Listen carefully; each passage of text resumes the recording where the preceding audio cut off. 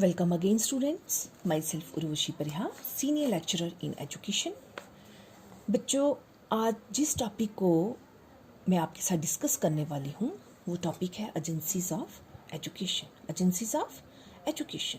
अब एजुकेशन क्या है ये तो आप पढ़ चुके हो, तो एजेंसीज क्या है, एजेंसीज क्या होती हैं पहले ये समझना ज़रूरी है। तो मैं आपको पहले यही समझाती हूँ कि एजेंसीज क्या होती हैं।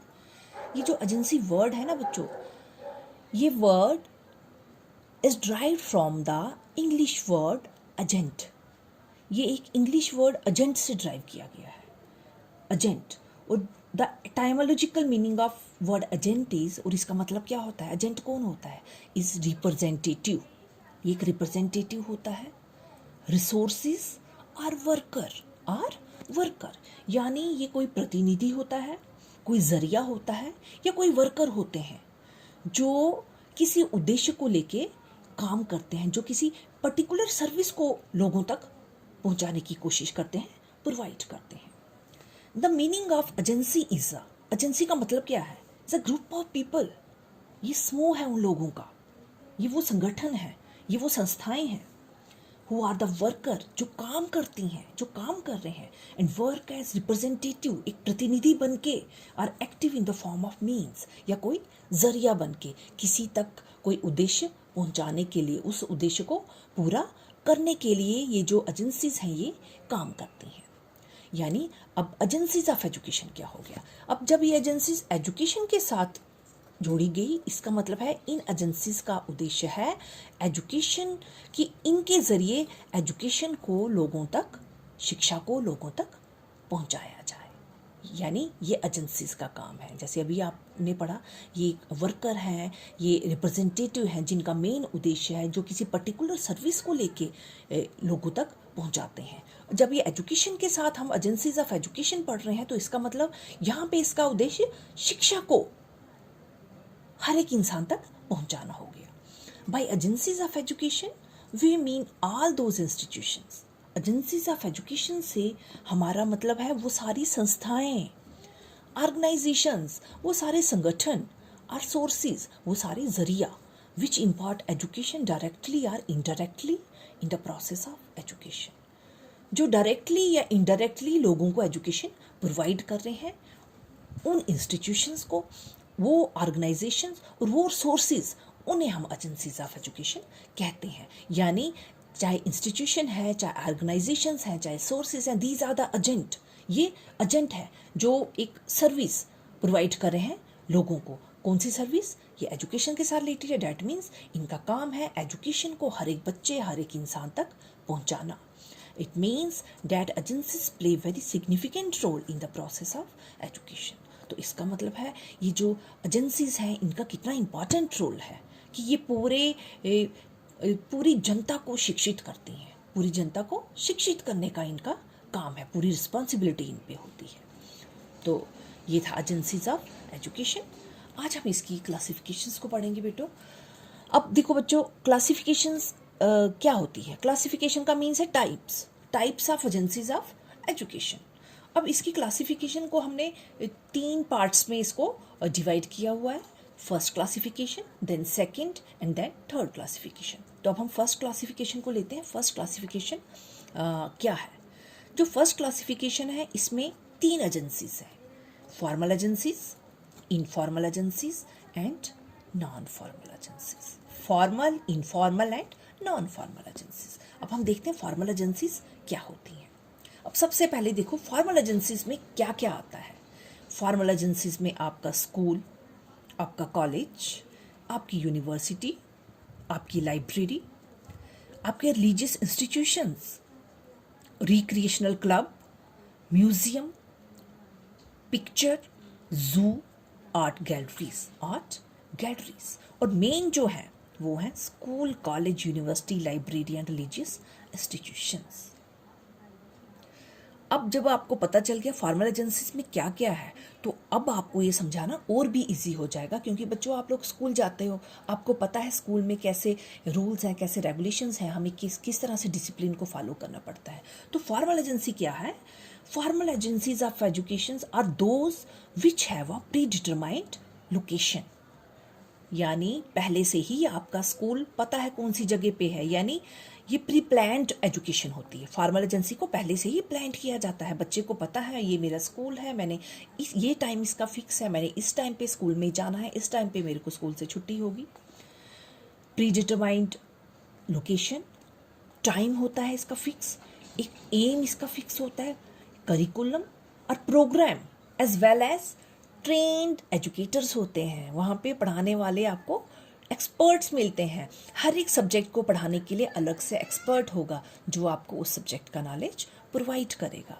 ये होती हैं फॉर्मल एजेंसीज। और इसमें क्या है, देखिए जो फॉर्मल एजेंसीज है ना बच्चों, ये क्या होती हैं, ये इंटेंशनली दी जाती है और कॉन्शियसली दी जाती है। जो बच्चा दे रहा है, पढ़ रहा है, उसे पता है मैं पढ़ने के लिए जा रहा हूँ, और जो टीचर वहाँ पे जा रहा है उसे पता है मैं क्यों दे रहा हूँ। दोनों इस चीज़ को जानते हैं। यानी फॉर्मल एजेंसीज जो होती हैं ये कॉन्शियसली होती हैं और इंटेंशनली होती हैं। पढ़ने वाले और पढ़ाने वाले को दोनों को अपने एम के बारे में पता होता है। इसमें एक फिक्स्ड एम होता है, इसमें एक फिक्स करिकुलम होता है जिसको फॉलो करना होता है। There is a code of discipline, एक अनुशासन बनाया होता है स्कूल इंस्टीट्यूशन ने जिसको सभी ने फॉलो करना होता है। और उसी एक रूल्स सेट होते हैं जिन रूल्स के अंडर हमें चलना होता है। और प्रॉपर आपकी क्लास वर्क होता है, प्रैक्टिकल वर्क होता है, लाइब्रेरी वर्क होता है। उसके बाद आपकी यूनिट टेस्ट जो भी हो, यूनिट टेस्ट हो, हाफ ईयरली हो, एक सिस्टम के अकॉर्डिंग चलता है इसमें। और देन एनुअली आपकी जब लास्ट में इवैल्यूएशन होता है और उस पर डिपेंड करता है आपकी सक्सेस और फेलियर।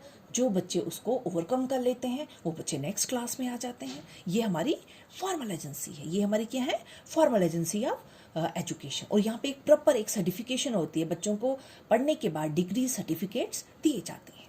तो ये है फॉर्मल एजुकेशन। यानी यहाँ पे क्या होता है, प्री डिटरमाइंड प्लेस होता है, टाइम होता है, एम होता है एंड करिकुलम होता है। There is a code of discipline, set of rules होते हैं जिनको सभी को क्या करना होता है, फॉलो करना होता है। नाउ अब हम आते हैं informal agencies of education. Informal agencies of education. अब एक बात और है फॉर्मल एजेंसी में बच्चों कि इसमें क्या होता है कि टीचर और स्टूडेंट दोनों आमने सामने होते हैं, दोनों में इंटरेक्शन होता है। टीचर पढ़ा रहा है, स्टूडेंट पढ़ रहा है, दोनों आपस में इंटरेक्ट करते हैं। स्टूडेंट्स को अगर कोई डाउट है वो बच्चे टीचर से पूछ भी सकता है और टीचर जो है उसके डाउट को क्लियर करता है। यानी इसमें जरिया होता है कि टीचर पढ़ा रहा है और स्टूडेंट को वो नॉलेज क्या करना होता है, एक्वायर करना होता है। जो टीचर है वो नॉलेज को इम्पार्ट करता है और स्टूडेंट जो होता है वो टीचर को जो नॉलेज को गेन करता है। No next is informal agencies. Informal agencies of education कौन कौन सी हैं? पहले मैं आपको बताती हूँ कि इनफॉर्मल एजेंसीज कौन कौन सी हैं। ये है family, play groups, state, social gathering, play ground, religious ceremonies, crowds, भीड़ भाड़ वाली जगह, मार्केट प्लेस, कोई बाजार की जगह, cinema houses, newspaper, radio, TV, field trip etcetera. Informal agencies वो एजेंसीज होती हैं जहाँ पे एजुकेशन इज इम्पार्टेड इनफॉर्मली, जहाँ पे फॉर्मल वे में एजुकेशन नहीं दी जाती है, इनफॉर्मल वे में एजुकेशन दी जाती है एंड अनकॉन्शियसली। देखो यहाँ पे कॉन्शियसली थी, यहाँ पे अनकॉन्शियसली। यहाँ पे आपको पता है आपने स्कूल में जाना है, ये टाइमिंग है और इस तरह से आपने नॉलेज गेन करना है। लेकिन इनफॉर्मल एजेंसीज ये जितने भी मैंने आपको बताई, आप जो कुछ भी इनसे सीखते हो उसका कोई फिक्स टाइम नहीं होता है, कोई फिक्स टाइम टेबल नहीं होता है, कोई करिकुलम नहीं होता है। और इसमें देखो इनफॉर्मल एजेंसीज वो होती हैं जो इनडायरेक्टली आपको दी जाती हैं। इसमें क्या है, यहाँ पे कोई रूल्स, कोई रेगुलेशंस आपको फॉलो नहीं करने होते हैं, कोई फॉर्मेलिटीज़ नहीं होती है और कोई प्री प्लानिंग नहीं होती है। जैसे कि स्कूल में प्री प्लानिंग होती है ना, यहाँ पे नहीं है। अब देखो फैमिली को ले लेते हैं, फैमिली को हम लेते हैं। जब एक बच्चे का बर्थ होता है ना तो सबसे पहले उसकी एजुकेशन अपनी फैमिली से शुरू होती है बच्चों। उसकी मदर जो होती है वो उसकी फर्स्ट टीचर होती है, वो उसकी फर्स्ट टीचर होती है कि माँ ही उसे बोलना सिखाती है, माँ ही उसे चलना सिखाती है, माँ ही उसे बातें करना सिखाती है। और धीरे धीरे वो वहाँ घर में ही उसको शिक्षा मिलनी शुरू हो जाती है, चाहे अपने पेरेंट्स हैं, ब्रदर हैं, चाहे ग्रैंडफादर हैं, ग्रैंड मदर हैं, जो भी बड़े हैं, अपनी आंटी हैं, अंकल हैं, जिनसे वो एजुकेशन, उनसे वो बातें करते हैं, सीखते हैं, नई चीज़ें हर दिन वो सीखते हैं। लेकिन उसमें घर में जब आप कुछ करते हो, कोई आपको कोई बात बता रहा है और आप नई चीज़ सीख रहे हो, वहाँ पे कोई फिक्स टाइम टेबल नहीं है, कोई फिक्स आपको पहले से टाइम नहीं है कि इसी टाइम पे आपने यहाँ पे ये चीज़ सीखनी है। वहाँ पे आप किससे सीखते हो? जैसे फॉर्मल में एक टीचर होता है, एक जरिया होता है, टीचर आपको एजुकेशन इम्पार्ट कर रहा हो। इनफॉर्मल में क्या है? फैमिली है, आपकी मदर हैं, फादर हैं, ब्रदर हैं, सिस्टर हैं, आपके फ्रेंड्स हैं, आपके रिलेटिव्स हैं। आप किसी मार्केट प्लेस में जा रहे हो, रास्ते में चले गए और वहाँ पे आपने कुछ ऐसा देख लिया जिससे आपने कुछ सीख लिया, कुछ एक्सपीरियंस मिल गया, वो इनफॉर्मल एजुकेशन हो गई कि आपने वहाँ पे सीख लिया। आपको पता नहीं था कि आपने ये चीज़ यहाँ पे सीखनी है। कहीं क्राउड प्लेस में जाओगे, वहाँ पे आप कुछ देखते हो, ऐसा न्यूज़पेपर है, न्यूज़पेपर आप पढ़ रहे हो और वहाँ से आपने कुछ पढ़ लिया, कोई नॉलेज आपकी, कोई ऐसा कॉन्सेप्ट आपका क्लियर हो गया। इसी तरह से रेडियो है, टेलीविज़न है, फील्ड ट्रिप्स हैं, ये सारी जो एजेंसीज हैं ये आपको क्या देती हैं? नॉलेज इम्पार्ट करती हैं। बट कैसे? इसमें कोई प्री प्लानिंग नहीं होती है, ये इनडायरेक्टली आपको नॉलेज प्रोवाइड करती हैं। इसमें कोई प्री प्लान प्रोग्राम नहीं होता है।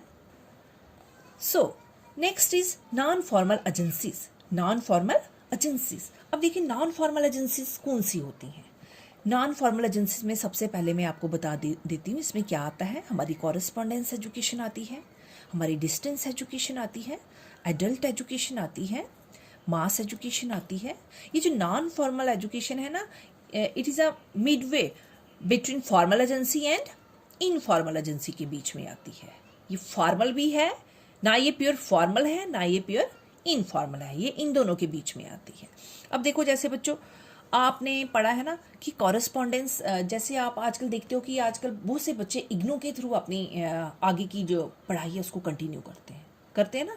तो वो इग्नो जो है ना, वो क्या है? That is non formal education, वो नॉन फॉर्मल एजेंसी है। वो क्या है? एक नॉन फॉर्मल एजेंसी है। The non formal agencies of education neither completely come in the category of formal education nor in the category of informal education. ये ना formal agency में की कैटेगरी में आती है, ना ही इनफॉर्मल एजेंसी की कैटेगरी में आती है, ये इन दोनों के बीच में है। The non formal agencies of education are those social groups. ये वो ग्रुप्स होते हैं या वो संगठन होते हैं इन विच प्रोविजंस आर मेड, जिनमें व्यवस्था की जाती है। ये जो ऑर्गेनाइजेशंस होती हैं ये वो प्रोविजंस तय करते हैं for the education of such children, उन बच्चों को शिक्षा देने के लिए ये उन बच्चों के लिए बनाई जाती है। नॉन फॉर्मल एजेंसी एजुकेशन जो है एजेंसीज, ये उन बच्चों के लिए है who could not get education, जो अपने टाइम में एजुकेशन हासिल नहीं कर सके during their school going age, जब उनका स्कूल जाने का टाइम था वो नहीं पढ़ सके due to various reasons. Poverty भी हो सकती है, इलिटरेसी ऑफ पेरेंट्स भी हो सकता है कि गरीबी की वजह से वो बच्चे नहीं पढ़ सके, या पेरेंट्स में अवेयरनेस नहीं थी, वो बच्चों को स्कूल में नहीं भेज सके, या और भी कई कारण हो सकते हैं जिनकी वजह से बच्चे जो है उन्होंने या तो बीच में ही पढ़ाई छोड़ दी या वो पढ़े ही नहीं। तो उन बच्चों के लिए नॉन फॉर्मल एजेंसीज जो है ये बहुत ही हेल्पफुल है। ये उन बच्चों की एजुकेशन को कंटिन्यू करने के लिए नॉन फॉर्मल एजेंसीज को बनाया गया है। यानी ये उन बच्चों के लिए है वो could not get education in the formal agency of education, जो कभी भी स्कूल नहीं जा सके, जो कभी भी फॉर्मल एजुकेशन नहीं ले सके during the appropriate age of their receiving education and also those adults who remained illiterate. और देखो इसमें मैंने आपको बताया correspondence education, distance education, adult education and mass education. अब देखिए बच्चों, कई आजकल बीएड एमएड का कोर्सेज ग्रेजुएशन के बाद बच्चे करते हैं ना, बीए करते हैं, बीएससी करते हैं बच्चे, उसके बाद कोई बच्चा बीएड कर रहा है, कोई एमए कर रहा है। अब कई बच्चे बीएड जो है ना वो कॉरेस्पॉन्डेंस या डिस्टेंस एजुकेशन के ज़रिए करते हैं। तो उसमें डिस्टेंस एजुकेशन क्या होता है? वो यही है, नॉन फॉर्मल एजुकेशन है। अब कोई आपको पूछे कि आप डिस्टेंस एजुकेशन के जरिए कर रहे हो, कॉरेस्पॉन्डेंस कर रहे हो, तो ये कौन सी एजेंसी है? तो आपको पता होना चाहिए वो कौन सी एजेंसी है। That is non formal agencies of education. तो नॉन फॉर्मल एजेंसीज उन बच्चों के लिए बनाई जाती है हु कुड नॉट क्या get education during their school going age, कि जब उनके स्कूल जाने का टाइम था वो एजुकेशन नहीं गेन नहीं कर पाए due to various reason, due to poverty, due to illiteracy of their parents, due to ignorance, बहुत से कारण हो सकते हैं। तो उन बच्चों की पढ़ाई को कंटिन्यू करने के लिए जो इंस्टीट्यूशंस, जो ग्रुप बनाए गए, उन बच्चों को शिक्षा देने के लिए जो एजेंसीज बनाए गए, उनको हम नॉन फॉर्मल एजेंसीज कहते हैं। तो ये हो गया हमारा फॉर्मल, इनफॉर्मल और नॉन फॉर्मल एजेंसीज होती हैं।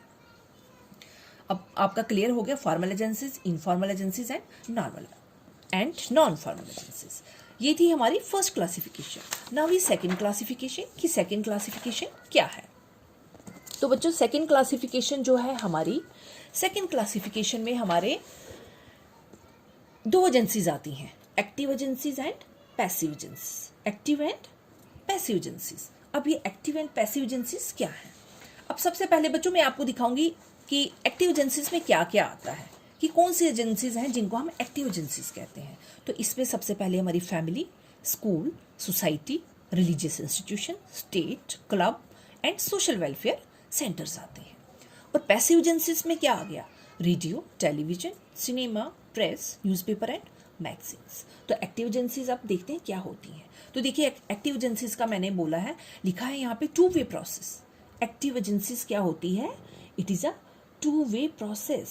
ये किस तरह से एजुकेशन प्रोवाइड करती हैं, ये एजुकेशन किस तरह से देती हैं।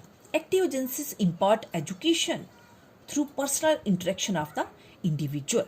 पर्सनल इंटरेक्शन जिसमें एक आदमी दूसरे आदमी से बोल रहा है या एक टीचर बच्चे को पढ़ा रहा है, दोनों आपस में आमने सामने हैं और इंटरेक्ट कर रहे हैं, तो वो कुछ सीख रहे हैं, वो एक्टिव एजेंसी होगी।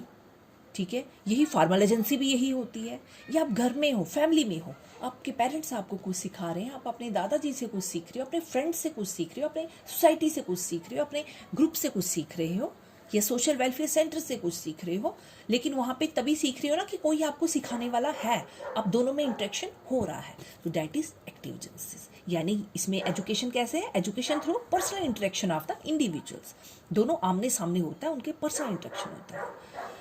Active agencies two way process है। टू वे प्रोसेस का मतलब क्या है कि इसमें दो लोग होते हैं, एक जो सीखता है और एक सिखाता है, दोनों आमने सामने होते हैं, दोनों का असर एक दूसरे पे पड़ता है। जब एक टीचर स्टूडेंट को पढ़ा रहा है तो टीचर का इन्फ्लुएंस बच्चे पे है, और बच्चा जो है अगर वो कोई क्वेश्चंस पुट अप करता है, कोई डाउट क्लियर करता है, तो वो इन्फ्लुएंस भी टीचर पे पड़ेगा, टीचर उसको रिस्पांस दे पाएगा, दोनों एक दूसरे को सुन सकेंगे, दोनों एक दूसरे के साथ बात कर सकेंगे। तो इसको हम टू वे प्रोसेस कहते हैं, यानी दोनों इन्फ्लुएंसेस ईच अदर, दोनों का असर एक दूसरे पे होता है, टीचर का स्टूडेंट पे और स्टूडेंट का टीचर पे।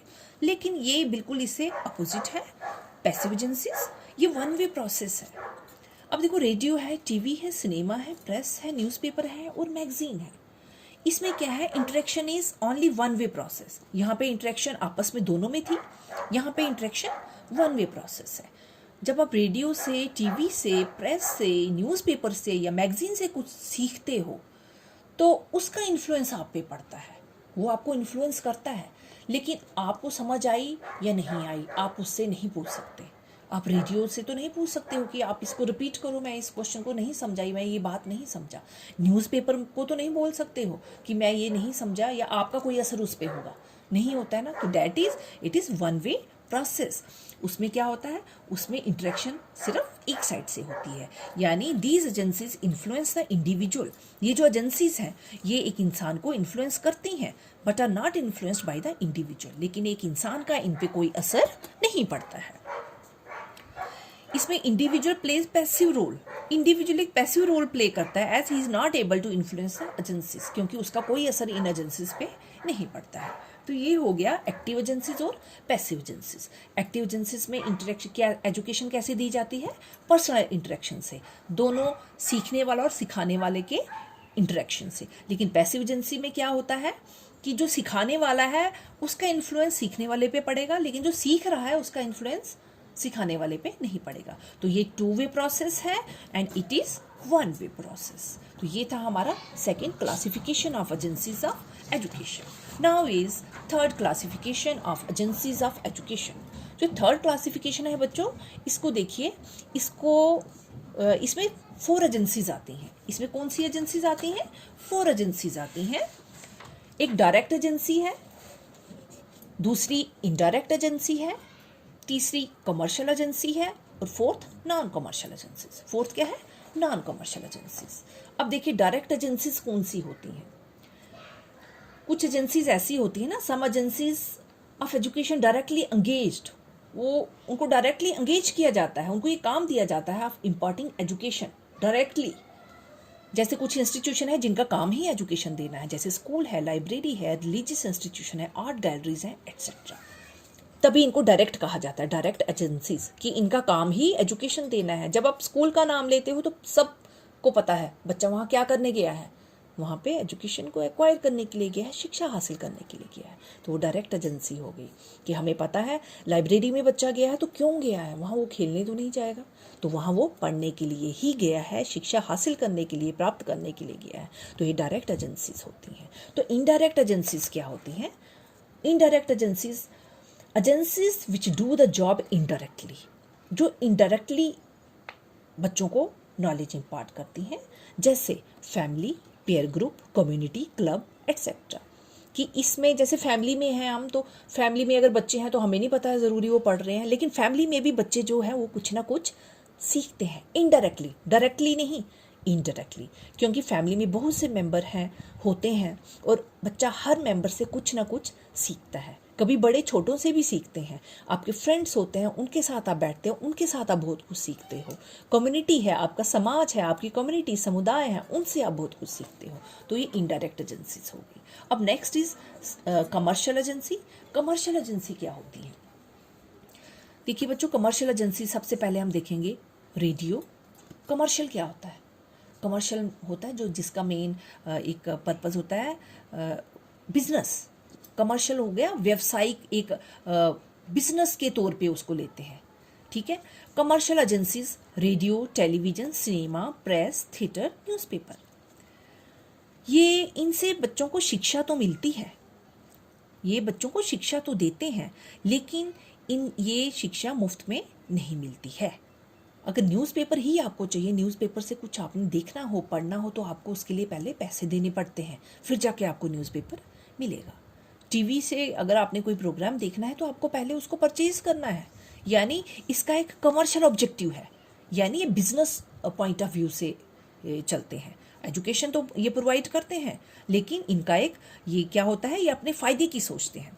इसका एक कमर्शियल ऑब्जेक्टिव होता है कि बिजनेस चलाना है और run for profit as business concern. और ये क्यों होती हैं? ये अपने बिजनेस को आगे बढ़ाने के लिए होते हैं। बेशक इनका काम भी क्या है, ये भी एजेंसी ऑफ एजुकेशन है, इनसे भी लोगों को एजुकेशन जो है सीखने को मिलती है। और नॉन कमर्शियल एजेंसीज इससे अपोजिट है, ये फ़ायदे के लिए काम करती हैं, और ये अपने फ़ायदे के लिए काम करती हैं, और ये लोगों के फ़ायदे के लिए काम करते हैं। इसमें सोशल वेलफेयर सेंटर हो गया, समाज कल्याण संस्थाएं, scouting, girl guiding, dramatic clubs, adult education centres. ऐसे एडल्ट एजुकेशन सेंटर्स भी बने हैं जहाँ पे जो बड़े लोग हैं, बड़े बुजुर्ग लोग हैं, उनको भी पढ़ाया जाता है। अब देखो, इसमें कमर्शियल ऑब्जेक्टिव था, ऑब्जेक्टिव यानी इसका उद्देश्य क्या था, कमर्शियल यानी बिजनेस, लेकिन यहाँ पे इसका ऑब्जेक्टिव क्या है, सोशल वेलफेयर यानी समाज का कल्याण। इसमें कमर्शियल था और इसमें सोशल वेलफेयर। कमर्शियल हो गया आपका बिजनेस, आपका फायदा, और इसमें समाज का कल्याण as their objective. Run for recreation and betterment of the member. ये क्यों चलता, देखो ये क्यों रन करते थे इसको, ये कमर्शियल एजेंसीज क्यों चलती हैं, ये प्रॉफिट के लिए चलती हैं, फायदे के लिए, एज अ बिजनेस कंसर्न।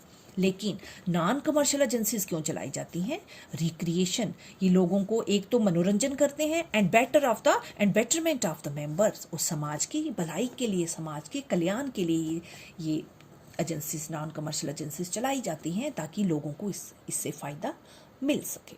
तो ये बच्चों, ये था आपका agencies of education and classifications of education. तो आपने देखा कि एजेंसीज ऑफ एजुकेशन क्या है। सबसे पहले इसकी क्लासिफिकेशंस को 3 हिस्सों में डिवाइड किया गया है। क्लासिफिकेशन, फर्स्ट क्लासिफिकेशन में हमारी formal agencies, informal agencies and non formal agencies आ गई। उसके बाद सेकंड क्लासिफिकेशन में बच्चों हमारा active agencies and passive agencies आ गई।